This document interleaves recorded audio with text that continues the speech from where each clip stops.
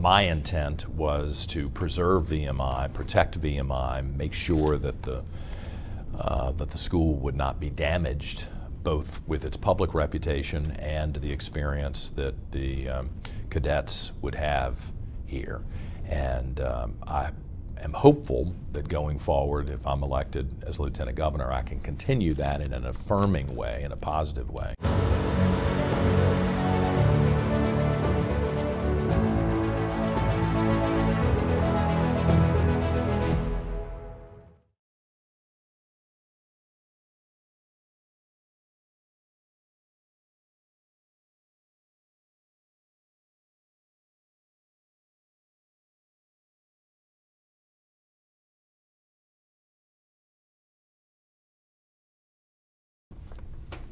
Morning, sir.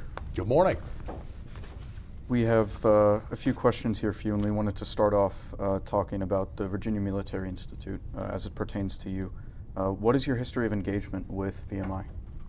Well, I'm one of the few people running for statewide office who's a native Virginian, so VMI is a part of Virginia lore. If you've grown up in the state, you certainly know about VMI, and I'm fortunate that my grandfather attended and matriculated and graduated from VMI, and so the family history and story is significant. I was given a provisional appointment at VMI, which I did not pursue. I guess it's debatable whether that would have been a good plan or not, but over the years as a television reporter, I covered several stories here in Lexington, and when I was on radio at WRVA in Richmond, of course, I was engaged in a lot of conversation about some of the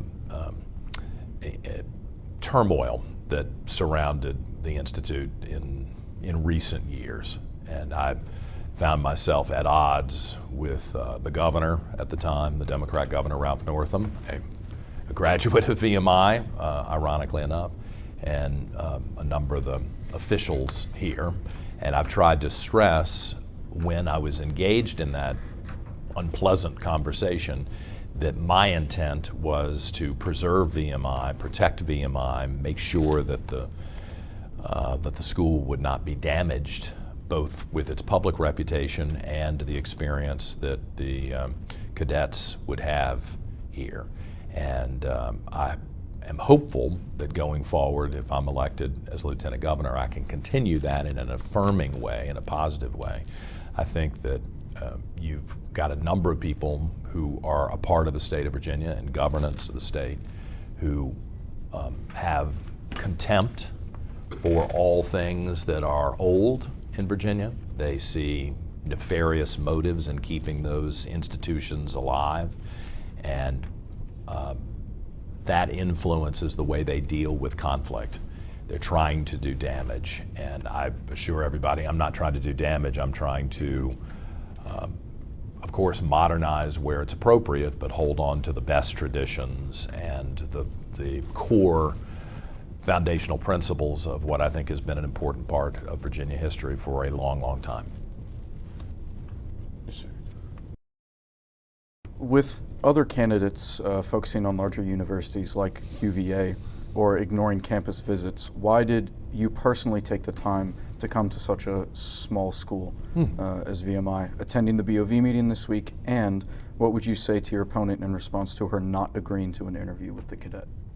Well, I didn't know that. It doesn't surprise me, unfortunately, that Senator Hashmi has declined an interview. She's declined almost every interview, and she's declined a public debate, which is also a part of Virginia tradition. An American tradition is that candidates seeking significant positions, whether they're city council or mayor or lieutenant governor or governor, there's an expectation, I think, that the voters want to see the person engage and explain themselves and be challenged and see how they respond to those challenges. And unfortunately, Senator Hashmi does not share that basic American tradition. I think that's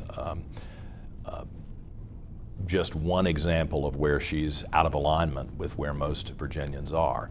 I came here not only because of my family connection, but as I mentioned, because I think VMI is an important part of the history of Virginia. There are many, many generations of families in the Commonwealth and across the country who have a connection to this school, and this school is important. It has been discussed by some of the more radical members of the General Assembly that it's possible that the school would be closed or fundamentally changed away from its military mission. I think that would be a terrible mistake. And as Lieutenant Governor, I would fight any effort to fundamentally change the school in that way. If there are reforms that are needed to protect the students and the academic integrity of the institution, then that I think should be thoroughly discussed. But I have not been persuaded that the articles that the Washington Post ran several years ago are anything other than anecdotal evidence, not even of a crisis on campus, but at worst inappropriate perhaps or uncomfortable situations. And I have news for everyone. Whether you go to VMI or whether you go to the University of Virginia, you will be confronted with people who don't care for you and ideas that are distressing perhaps, especially if you feel very strongly in a different way. And it's troubling to me that VMI not only had its reputation besmirched 5 or 6 years ago, but that so many that I thought would have protected the school, not covered up for the school, but protected the school, went right along with those smears. And I have seen nothing that indicates that the ugliness of 5 years ago was warranted. Yes, sir. Yes, sir. Thank you. Now, do you support removing the DEI-based inclusive excellence structures at VMI in line with President Trump's and other federal directives? If so, how would you see ensuring the fair and equal treatment of all cadets in a meritocracy-based system? Yeah, well, DEI is a fundamentally flawed concept, and the name, diversity, equity, and inclusion, lulls many people into thinking that it's a benign and good-spirited collection of rules and ideas and curricula. I don't think that's the case. In fact, I think it's much more nefarious than that, and I think DEI has been used to legitimize a certain type of reverse racism, and that is troubling to me, especially at any institution, but especially at a school like VMI, where hypothetically you all arrive on day one with a certain level of equality, and you are then instructed to prove yourself physically, mentally, academically, athletically, and anything that is in direct conflict with that type of meritocracy, I think, is a problem anywhere, but especially at VMI. And I think the president is correct that the way this has been implemented, and it's taken a while for some people to wake up to it, has been really damaging to these institutions. And I think in a practical sense, if we as a people made the decision during the civil rights movement that we were not going to judge people based on skin color, later we decided we would not judge people based on gender. We're still going through some sort of conflict about sexual orientation. We decided that we would not judge people based on their religion, that it is a mistake to implement something like DEI that in a practical sense does just that. It prioritizes certain people's advancement and hampers other people regardless of whether or not they are exceptional individuals. I think that's a mistake, and I'm glad to see at least some thought being given to the downside and the instructions from the federal government, and I hope from the state government to turn that around and strip it out. Thank you. So I'm going to ask some questions based on higher education. Mm-hmm. First one being, what is the biggest challenge facing higher education in Virginia, and how will you address it compared to your opponent's plan? Yeah. Across the country, higher education is being challenged because I think there's been a loss in grounding in what we're trying to achieve in higher education. After the 40s and 50s, there was this general consensus that anyone who was going to be quote unquote successful had to attend a 4-year school and receive at least a bachelor's degree. I don't think that that is necessarily the case today. And because so many of these schools started to be repositories of huge amounts of tax money, I think they grew and grew, and the bureaucracy that surrounded them perpetuated the idea that this was a necessity if you wanted to be successful. So now, to have even a basic job, there is this box that you have to check on your resume that says that you graduated from college. That is recalibrating now because the debt burden on the average working family and individual who matriculates is so crushing that I think the average person says, do I want to be in my early 20s and already be $100,000 in debt and have no clear way to dig out of that, no guarantee that there will be a job? I think that the bureaucrats and the self-proclaimed academics have also lost sight of the fundamentals of a Western civilization-centered curriculum. So now you have a lot of people, I don't think this is the case at VMI, perhaps I'm wrong, but I don't think this is the case at VMI, but it certainly is at other schools, that you have people who go through a 4-year degree program and they graduate with something that is not very practical, that does not ground the person in a full understanding of their own heritage and the heritage of Western civilization. In fact, I would argue that many of these schools have turned into indoctrination centers where instead of producing strong, articulate, educated, and thoughtful citizens who are able to take their place in government and in business and in civic life, they create malcontents and people who actually hate their own society. That's counterproductive for all of us. And I think that the universities and colleges do need a wake-up call that that is no longer acceptable. Certainly not from schools that are receiving taxpayer money. I cannot control what other institutions do except to hope that they will be rejected by young people and their families and that they will not want to pay to be indoctrinated. But as a state leader, and hopefully as a formal state leader, as Lieutenant Governor, you can bet that I will be monitoring that at all of these schools, because I don't think that what we're producing is that the programs that we're offering, and in some cases, I need to be careful about this, in some cases, the end product serves our society well. And don't get me wrong, I'm not saying that everybody has to agree with me at all. Yes, sir. You don't have to accept my version of the world or my perception of how people need to interact with each other.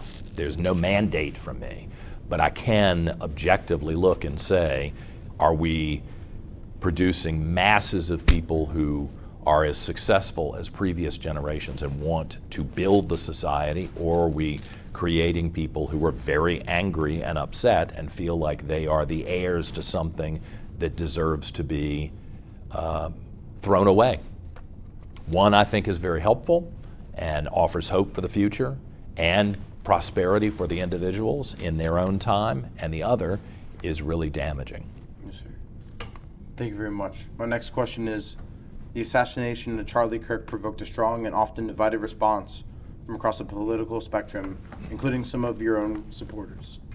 Where do you personally stand on this tragedy? How do you believe leaders should respond to political violence of this nature? And how does your stance differ from that of your opponents? Yeah. Well, anyone who cannot say that it's wrong to assassinate someone who is sitting in a chair and speaking and engaging in open dialogue shouldn't be in public life. I find it atrocious that there are people who seem morally confused about what's acceptable. I, as a television reporter, as a staffer in the United States Senate, as a communications director at the United States Chamber of Commerce, as a business executive overseas and as a talk show host in my last job, engaged on a regular basis with people that I did not agree with, sometimes with a real intensity. They did not agree with me and I did not agree with them. The concept in modern America that there's a large percentage of the population that thinks it's okay to put a bullet in the face or head or neck of someone that they disagree with should alarm all civilized people in this society. And this has been a wake-up call, I think, that this could happen to a 31-year-old young man with no political power, who is simply going to college campuses and engaging with students, and that the vitriol and the nasty negativity that occurred after it has been placated and approved by so many people. That's hard for me to comprehend, that anyone from a moral perspective, from an intellectual perspective, from a political perspective could condone or do anything that would indicate that that is acceptable. So I think it has the potential to wake up a number of people who do not see what I have seen in the roles that I've played in society and assume that everything is the same as it was. It is not the same as it was even 20, 30, 40 years ago. I'm 54 years old now, so I'm beginning to reach that age where I can offer some perspective generationally. Mm-hmm. And I think we have a problem that we've got to fix, and this is one of those moments that is very revealing. I can say that it has been affirming that there have been many, many people, and I hope it's the majority of people, who have denounced the killing and have gravitated to Charlie Kirk and his message. I think more people went and did their own research. Now that we have the internet, you don't have to depend on a reporter like me to tell you. They have gone and engaged with the material that he provided. I think most of those people felt like he was doing something that was minimally enlightening, and even if they weren't fans with his conclusions, they wouldn't find it to be in any way offensive if they did their own research. Yes, sir. Thank you very much. Mm-hmm. You've been outspoken for protecting Virginia's military traditions at VMI and limiting political or ideological interference in its operations. In your view, whose authority should ultimately prevail in matters of governance and curriculum at VMI?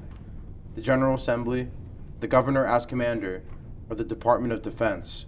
And how do you reconcile those overlapping claims of authority in practice? Yeah, I think in this unique situation, the Governor of Virginia, whoever that is the person who gets to make these decisions. That is not the same arrangement that you have at the University of Virginia or the College of William and Mary. VMI is a very unique arrangement, and I would defer to the governor. I was very frustrated by Ralph Northam, the Democrat governor, who I think made a number of bad mistakes, and I was outspoken about that. I don't actually think that Governor Northam was acting on his own. I think he was bullied and abused by members of his own political party, if I'm being honest, which I am a little shocked by as someone who has known a number of VMI men and women. His reaction to the conflicts was very surprising to me. All schools have an obligation to take direction from the General Assembly.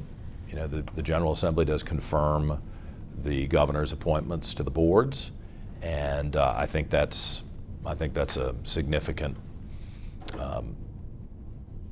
point to note. I will also say to you that from back in the time 25 years ago, maybe even 30 years ago, when my father was a member of the House of Delegates, he served for 18 years and rose up the ranks to significant leadership. Excuse me. No worries. Rose up the ranks to significant leadership in the House of Delegates. He was very frustrated that the presidents of the universities, not singling out VMI, all of the universities felt like they were above the governor, above the General Assembly, that they didn't have to answer. And in a practical sense, I've talked to a number of members of different boards of these colleges and universities who feel like they are ignored, and they are supposed to be the directors of the schools, and then the president of the school is supposed to implement the policies that the board creates. And I think that arrangement has been off kilter for a while. So if I am fortunate enough to be lieutenant governor, I won't have any direct power over that, but I will exercise whatever influence that I personally am able to use to try to bring back some normalcy and I think a proper arrangement there. And I will check in public any leader of any institution in Virginia who steps out of line. We didn't hire someone to be the president of one of these schools to act like they're the governor of Virginia. They are not. Yes, sir. Thank you. Cody, do you want to take it off with the next questions? Of course. Our next line of questioning pertains to the Board of Visitors at VMI and some of the larger state governance as well. What is your position on the Virginia Senate Privileges and Elections Committee's actions in disapproving VMI BOV member nominations, not serving until approved by the General Assembly, instructions to boards not to appoint presidents such as at UVA until after the election, or their directions to boards not to follow the Trump administration mandates or face removal for misfeasance? Why is this important to the VMI family and especially cadets? The state Senate is out of control. The state Senate is abusing its authority. It is abusing the people of Virginia. Virginia has a part-time legislature. What does that mean? That means the legislature arrives in Richmond and convenes in January, and they leave by the end of February. This is a very deliberate decision that we don't have a full-time legislature, similar to the Congress in Washington. It forces members of the legislature, many of whom I am very familiar with, to make difficult decisions about what their priorities are. They can't drag legislation out for an entire year or for a 2-year period while they're in office. They have to prioritize the biggest issues that they personally want to address, that their political caucus and allies want to address. I think that forces discipline in the state. The fact that Senator Rouse and his committee have been so bold as to take action outside of the time period of the normal session, I think is an outrageous abuse of the Senate's authority. And I'm surprised that more people who have been observers of state government, who want state government to function and want these institutions to be able to function, have not spoken out against Senator Rouse and that abuse. He is new to Virginia state leadership. He is new to the state Senate, so one might forgive him for his ignorance, but I don't think it's ignorance. I think it's a very deliberate decision on the part of Democrat leaders to try to usurp authority from the governor.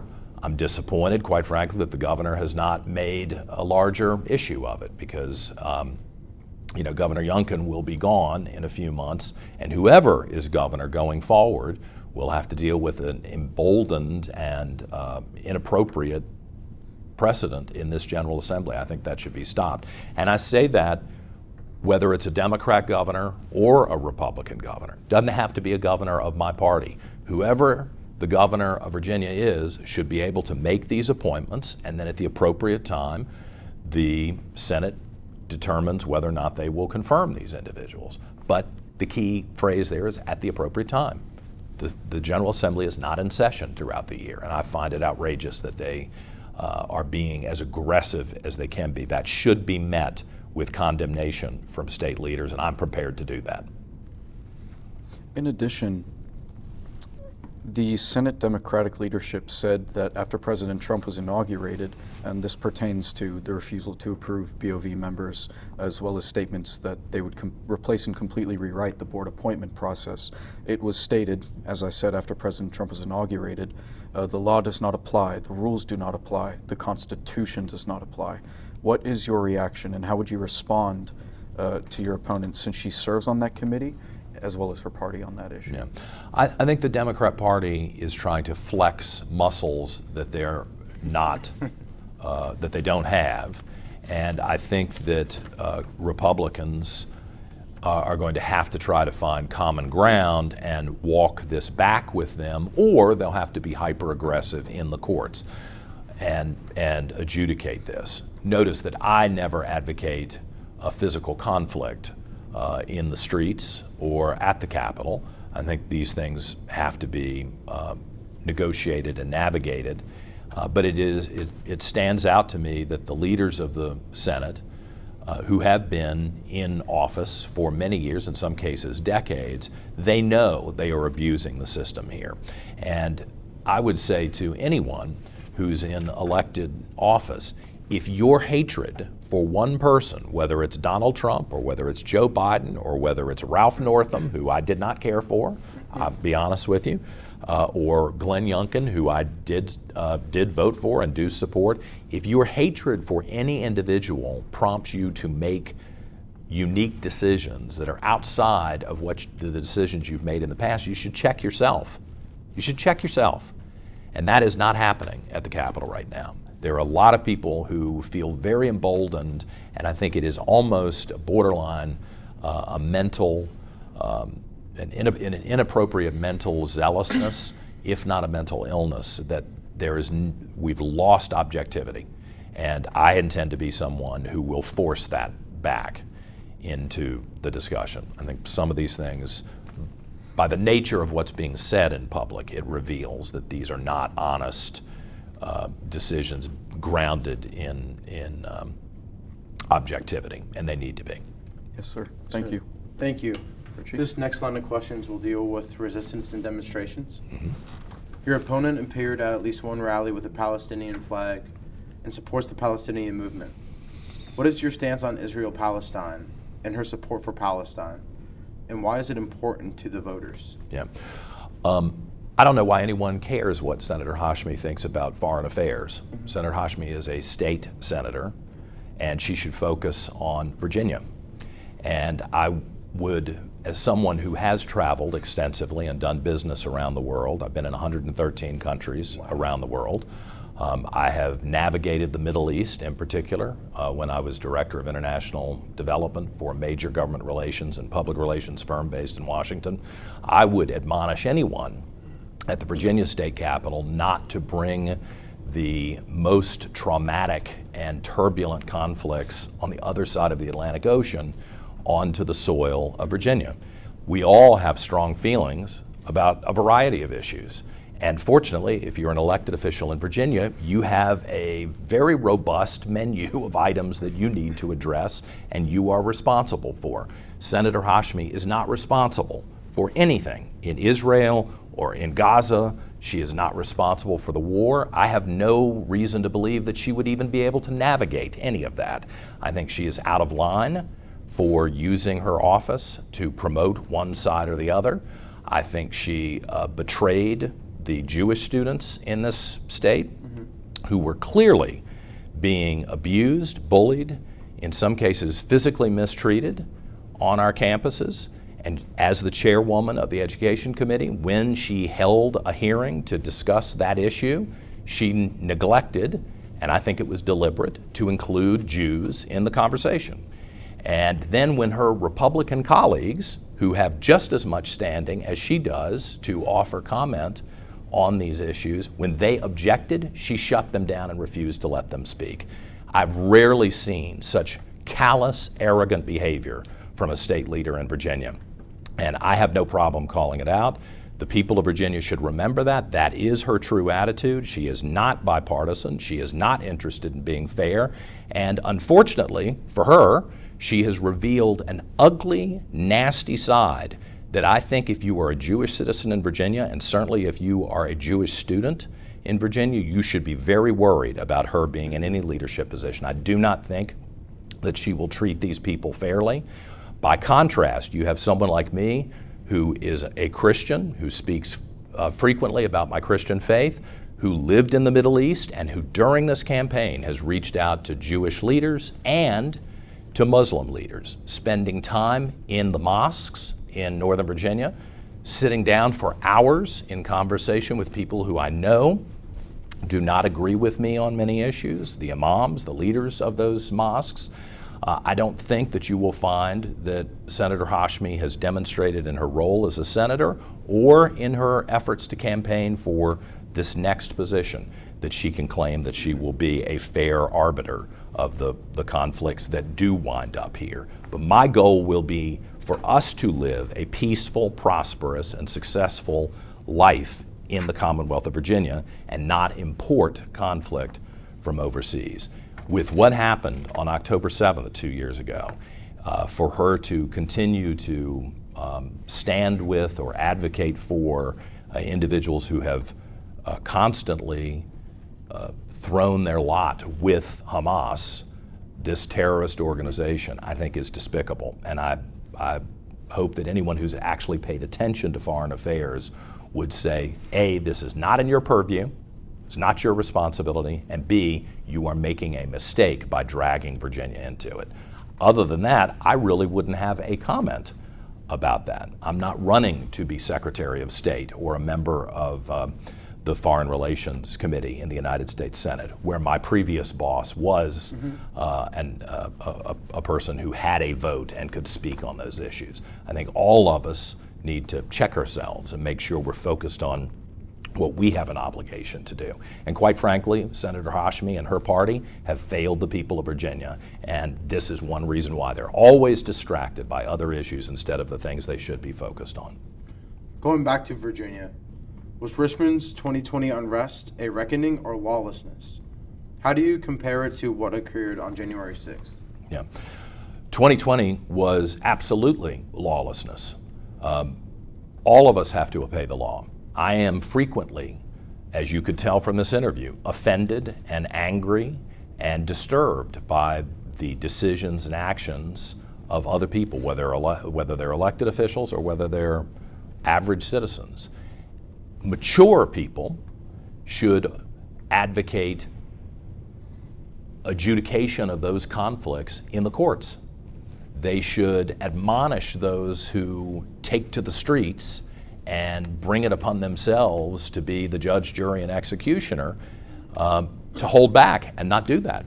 I did not see that in 2020. I saw a lot of cowards, to be candid, in both political parties who did not want to be called racist. They were too scared to be called racist and wouldn't stand up for what was right, which was peace and not harming your neighbor and not destroying things. It doesn't seem to me that that's an outrageous expectation for the average person. And I saw others who were actively fanning the flames of discontent rather than bringing the temperature down. That's unacceptable. And I can't control what individuals are sent, which individuals are sent to the Capitol by different communities in Virginia, because I still recognize the law. It's not incumbent upon me to tell you who to send, but I would ask everyone in Virginia to look and say, are you sending someone into a leadership capacity who has consistently advocated for the rule of law, the protection of innocent individuals, and the protection of private property? Or are you sending someone who, in those moments of conflict, when their emotions are hot, has failed that leadership test? I think, while I was not an elected official, I was on the radio and in public every single day in 2020. And I think I passed the test of civilization and strong leadership. And I would argue that Senator Hashmi and many of her colleagues in the Senate and in the Democrat Party did not pass that test. And they should not be rewarded with additional responsibility in the state if you fail that test at that critical moment. Yes, sir. Thank you very much. Cody? But you know, I don't want to, someone will hear that and think that I deliberately skipped January 6th. I think there was every reason for Trump supporters to be skeptical, angry, frustrated with the elections that occurred in the United States. I do not think that they were executed fairly. I think the rules were changed at the last minute here in Virginia and in other states. I think Democrats basically said to the voting population, we don't care what you think, we're going to run these elections as we see fit, and your legitimate concerns will be completely dismissed. Citizens have a right to be angry and frustrated when that occurs. The people who protested on January 6th were correct right up until they broke the law. Yes, I've done many protests, many demonstrations in Washington, both as a participant and as an organizer for the veterans of the United States for 2 years to try to get money for vets and their mental health care. We do not allow people to break the law. You do have a right to make sure that your legislators know how you feel about important issues, but you don't have a right to break the law. And I want to make sure that anybody who heard what I said about 2020 also hears what I'm saying about January 6th, because that is very important.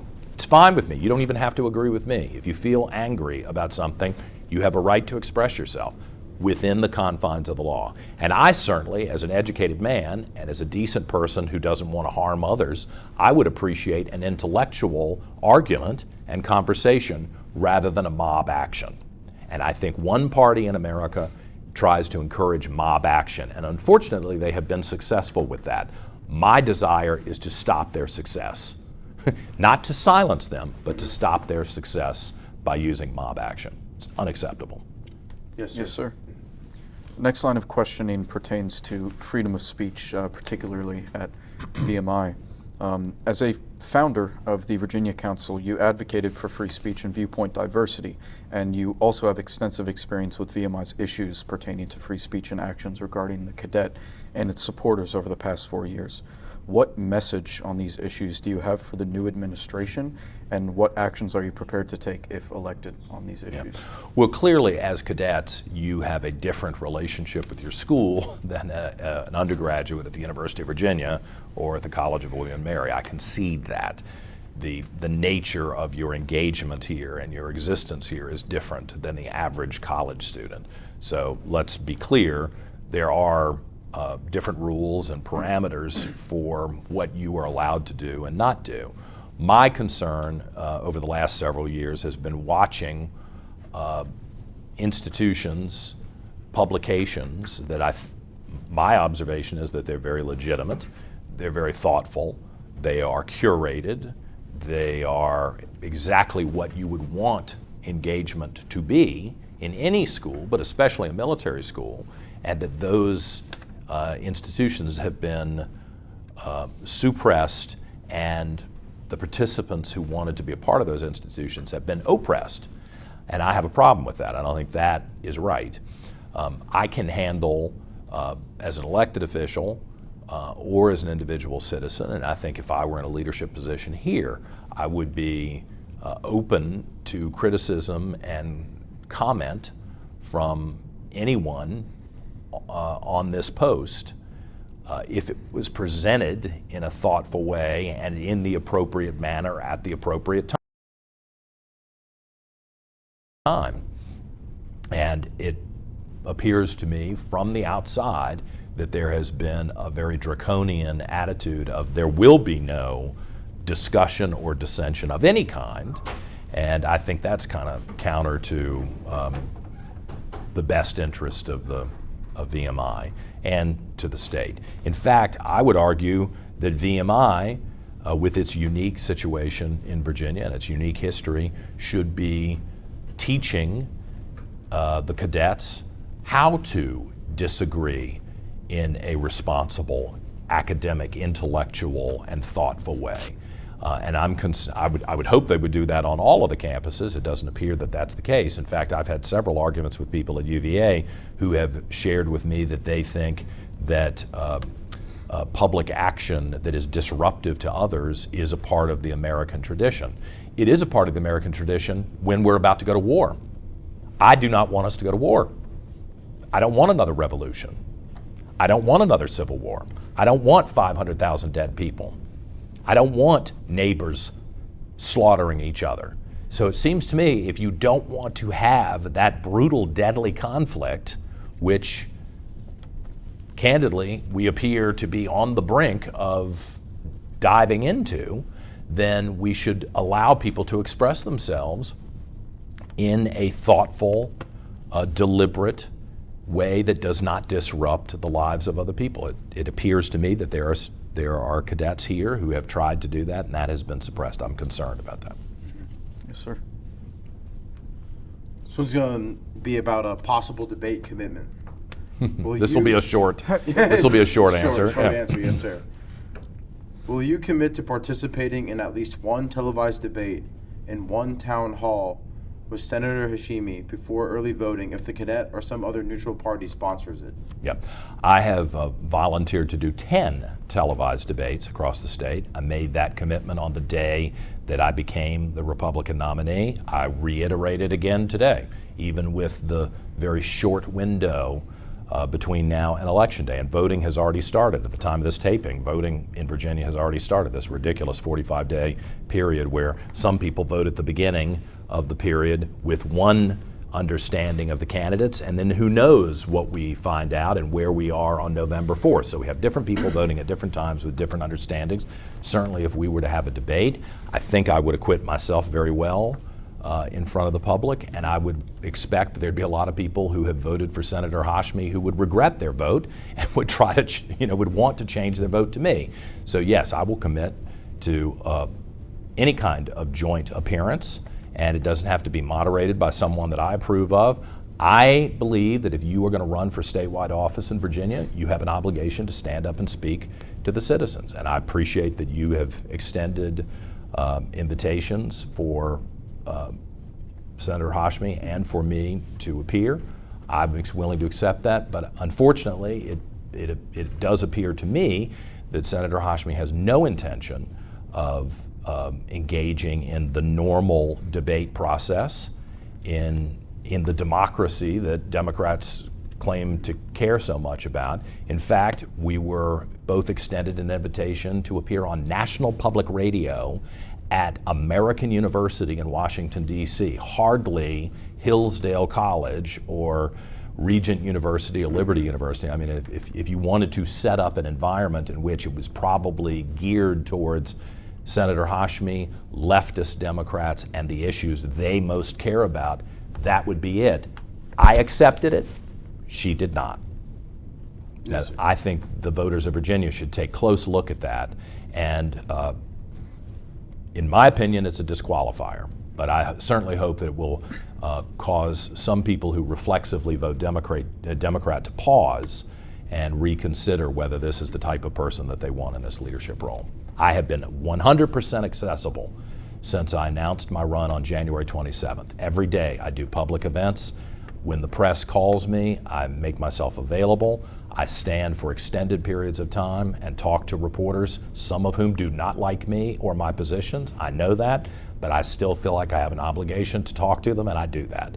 And you contrast that with Senator Hashmi, who has secret press conferences where you have to RSVP to even find the location. I think the differences couldn't be more clear. And in a democracy, in a representative republic, in a society in which you want someone who's going to be upfront and candid, I think I'm the only one that passes that test. Yes, sir. Now, you said that when running for your position, it's a tradition in Virginia for the two opposing parties to have a debate, correct? That's right. I just wanted to make sure. Yeah. In fact, I was the moderator of the lieutenant governor's debate when Tim Kaine, who was the mayor of Richmond, was running for lieutenant governor against a delegate named Jay Katzen. I was on television. I was the moderator of it. That goes back probably more than 20 years, 25, maybe even 30 years ago. I mean, that's a significant period of time. So yeah, Senator Hashmi is making a terrible mistake here.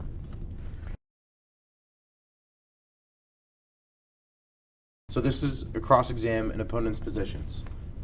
I'm asking for you to please respond to Senator Hashmi's living wage and collective bargaining plan. Why is right to work better for competitiveness? Yeah. I was the head of communications at the United States Chamber of Commerce. It's the largest business federation in the world. The Fortune 500 companies are members, and the smallest mom and pop startups with people who just came to America are all members, people who open bodegas and dry cleaners.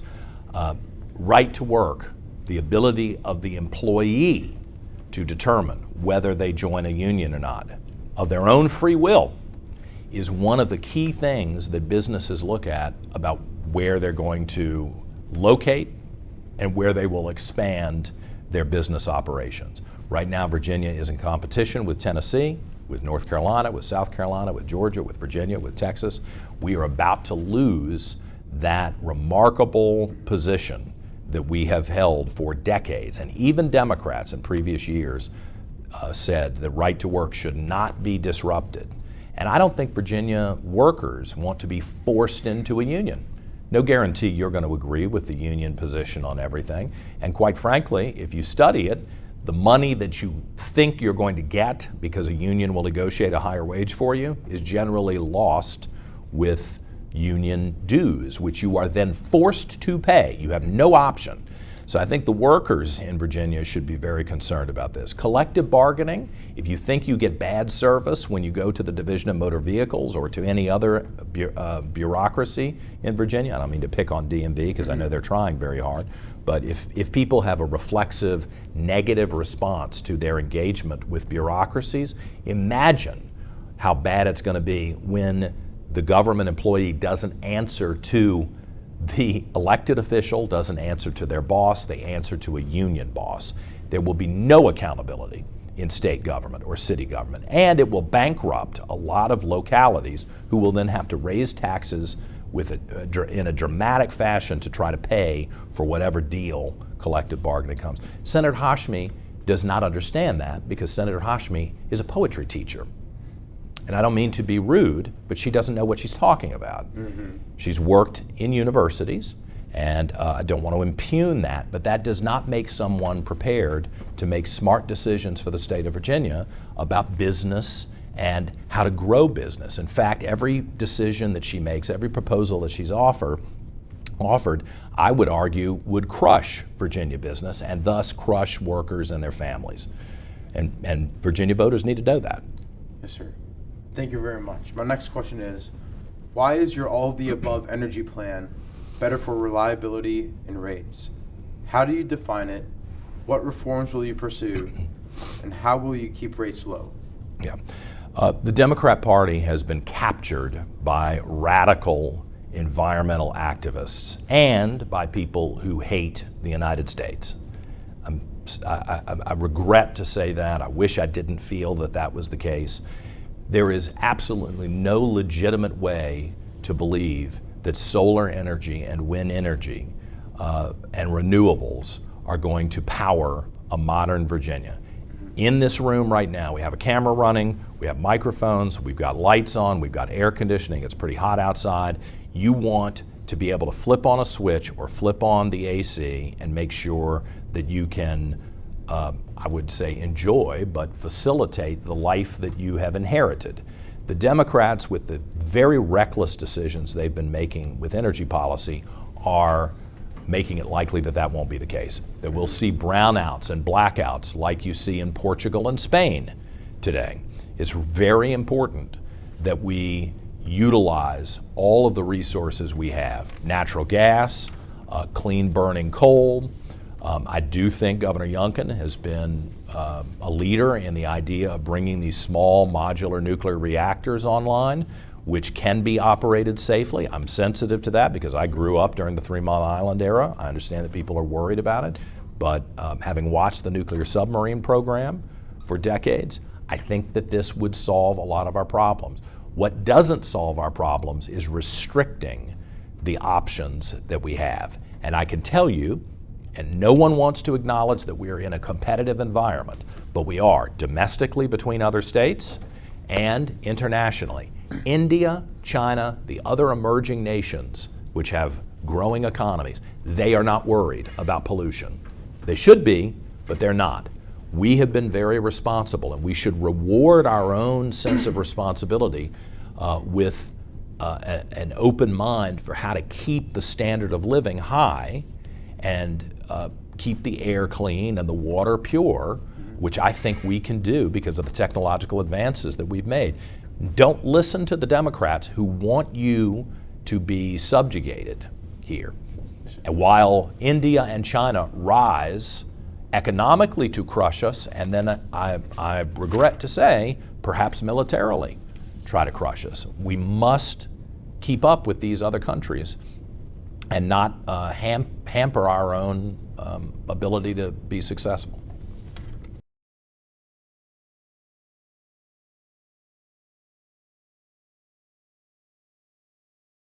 with the veterans and first responders and families. You personally pledged to recruit and retain law enforcement and firefighters. What specific bonus or benefit would you fund? At what cost, and how would you pay for it?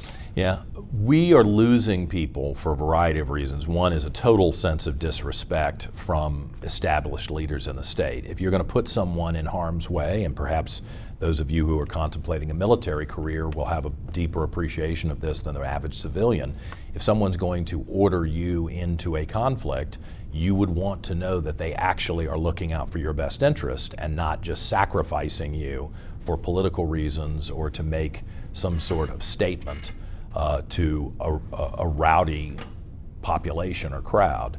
And I think that's the number one reason that we're losing first responders, especially police, in city after city.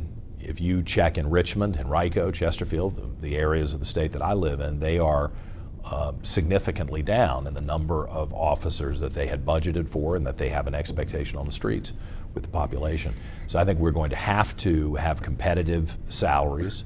I think we're going to have retirement benefits that are portable, so that if someone leaves one county and moves to another, they don't have to start over again. Their retirement moves with them.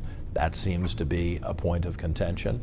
And then there is this very bizarre movement within the Democrat Party to strip first responders, police officers, of their protection if they follow the rules and something horrible happens, someone is injured or someone is killed, that they could still be personally liable and that they could be bankrupted. And that is a really reckless position for the Democrat Party to take. And I can personally tell you, having traveled the state for the last year, that there are thousands of sheriffs, thousands of deputies, thousands of street police officers, thousands of people who are working in mental hospitals who will walk from those jobs if they do not have qualified immunity, if they are not guaranteed that as long as they do the right thing and obey the rules as have been explained to them,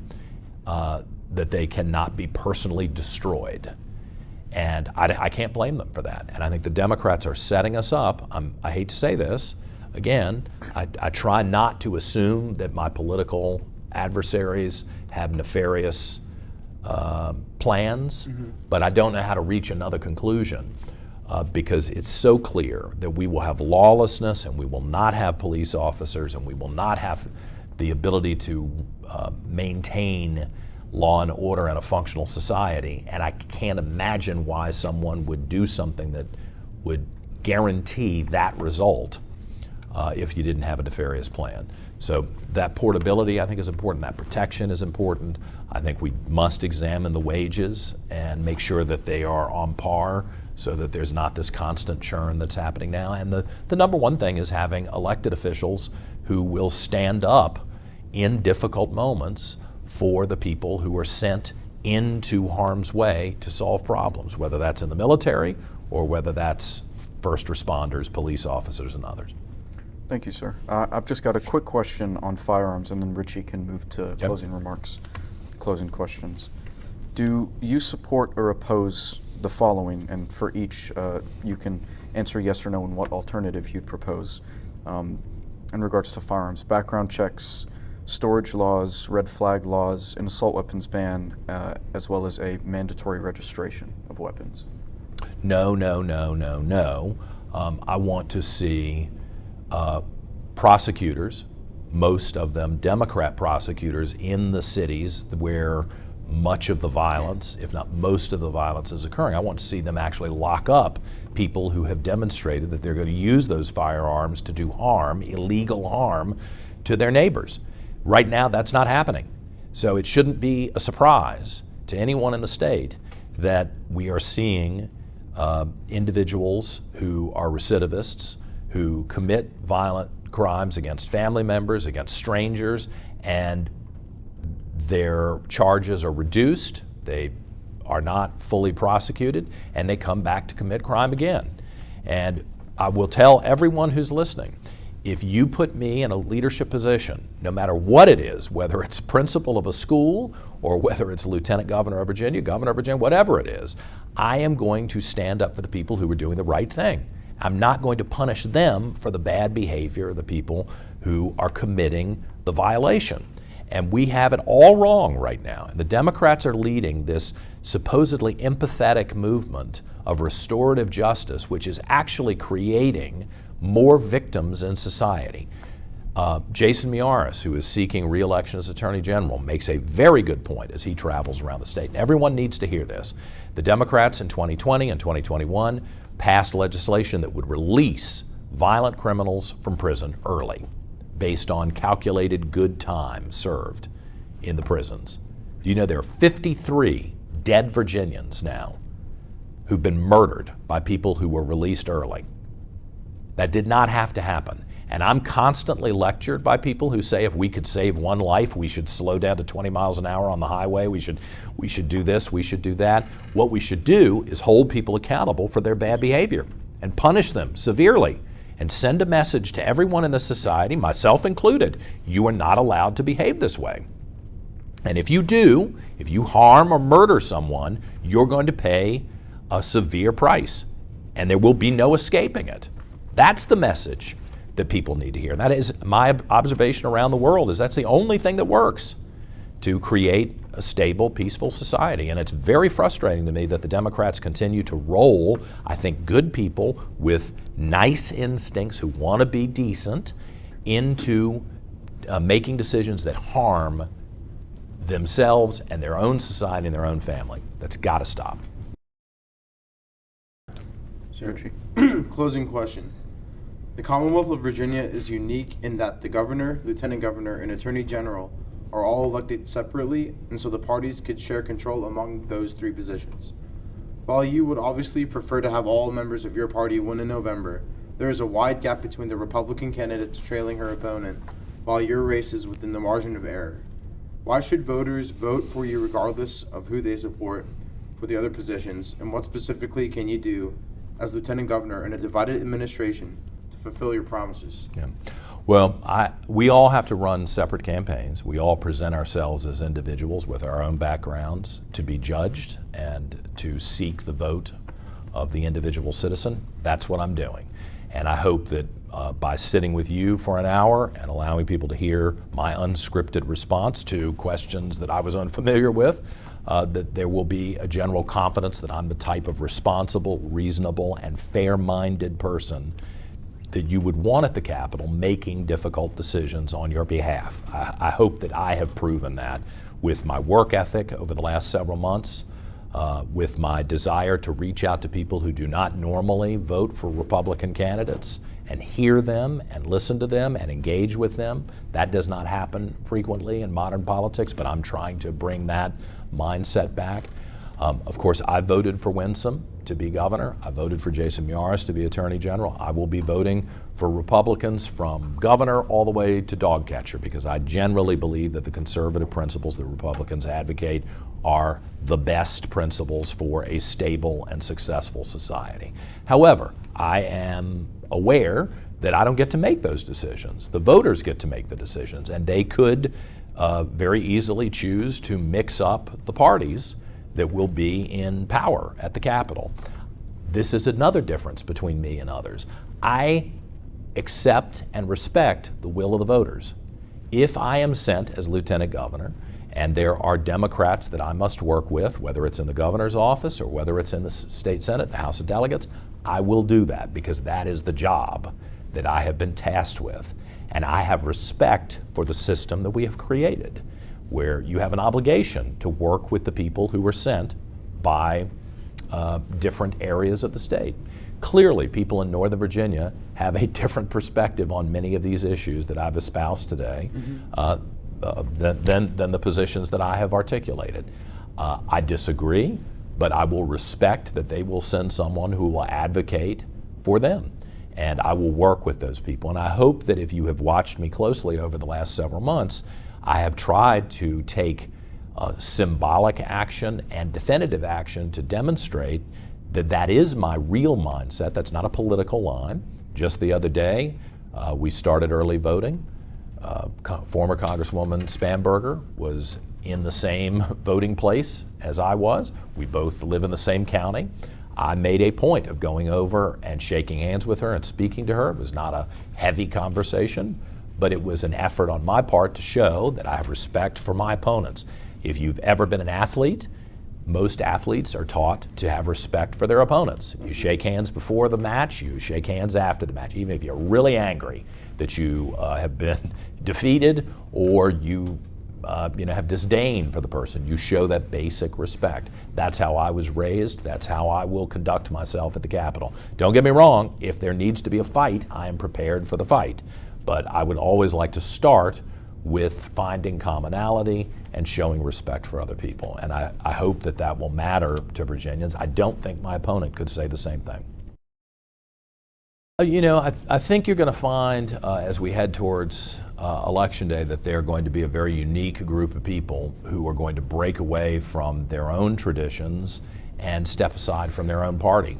And that is hopefully a testament to me and the way I've conducted myself in public, that they feel confident that I'll be an honest broker and a decent person in my engagement with others. But I also think it is an indictment of some of the other people who are leading the Democrat Party today. And I would really ask everyone who is successful, and I don't know whether I will be successful, I take nothing for granted at all, but everyone who is successful in this election cycle, I hope that they will pause before they arrive at the Capitol in January and will heed their better angels and try to arrive at the Capitol with the goal of solving problems, not exacerbating them and using them for political fodder going forward. I think that I've demonstrated I can do that, and I think there will be a number of occasions in the coming weeks leading up to the election where people will say, wow, that's interesting that this person has chosen to support John instead of who we would have expected them to support. And without being unduly negative about my opponent, I'll just say I hope that reflects a good mindset that I've demonstrated in my years in public life. Thank you, sir. Thank you, sir. Thank you for having me.